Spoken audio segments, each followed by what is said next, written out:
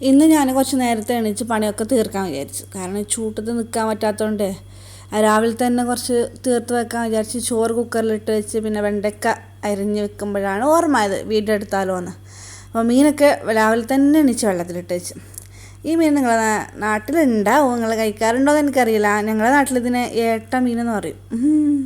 ശരിക്കുള്ള പേര് എനിക്കറിയില്ല, അറിയുന്നവർ കമൻറ്റ് ചെയ്യുക. അപ്പോൾ എനിക്ക് ഈ മീൻ എന്തോ ഒരു ഇഷ്ടമാണ്, എന്താണെന്നറിയില്ല, വല്ലാത്തൊരു മുഹബത്തായി മീനിനോട് എനിക്ക്.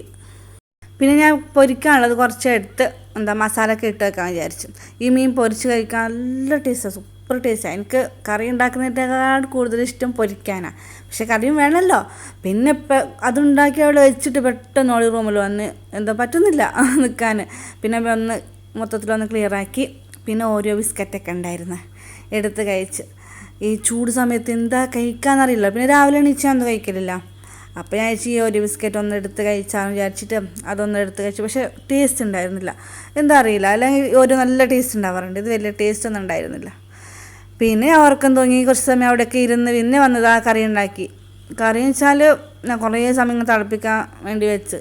ഞങ്ങൾ മുളുപൊടിയിലല്ലേ ഉണ്ടാക്കുക, നല്ല എരിവുള്ള പൊടിയാണ്. അപ്പോൾ ഞാൻ വെച്ച് കുറച്ച് നേരം തിളക്കട്ടേന്ന് അങ്ങനെ അടച്ച് വെച്ചിട്ട് ഒരു നാരങ്ങ വെള്ളമൊക്കെ ഉണ്ടാക്കി കുടിച്ചു.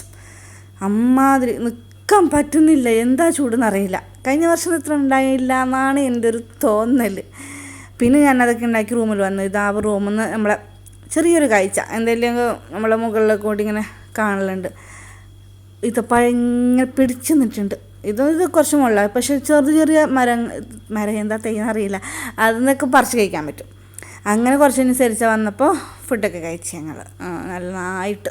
എനിക്കിഷ്ടം ഇങ്ങനെ വറവും ഒരു മീൻ ഫ്രൈ ഒക്കെ ആയിട്ട് ഇങ്ങനെ കഴിക്കാൻ നല്ല ഇഷ്ടമാണ്.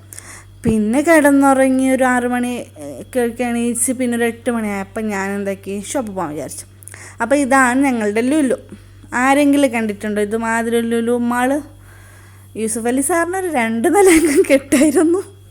ഞാൻ ചിലപ്പോൾ അവിടെ പോയിരിക്കുകയല്ലേ, അപ്പോൾ എനിക്കൊരു മടുപ്പ്. അവിടെ തന്നെ ഇരുന്ന് അവിടുത്തെ എല്ലാ ആൾക്കാരെയും എനിക്കറിയാം.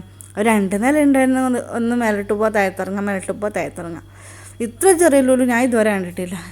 ഞാൻ എപ്പോഴും പറയും യൂസുഫ് അലി സാറിന് കുറച്ചൊരു തന്ന് കിട്ടായിരുന്നു എന്ന്. അപ്പോൾ ഇതാണ് നമ്മുടെ ലുലു മാള്. നിങ്ങൾ കണ്ട മാളൊക്കെ വലുതല്ലേ? ഞാൻ നാട്ടിൽ നിന്ന് വരുമ്പോൾ വിചാരിച്ച് സരിച്ച പറഞ്ഞു ലുലു മാളിലല്ല ലുലുലാണ് ഷോപ്പ് എന്നൊക്കെ പറയുമ്പോൾ നമ്മുടെ മനസ്സിൽ വലിയ ലുലു മാളല്ലേ, അങ്ങനെയൊക്കെയായിരുന്നു വിചാരിച്ചിരുന്നത്.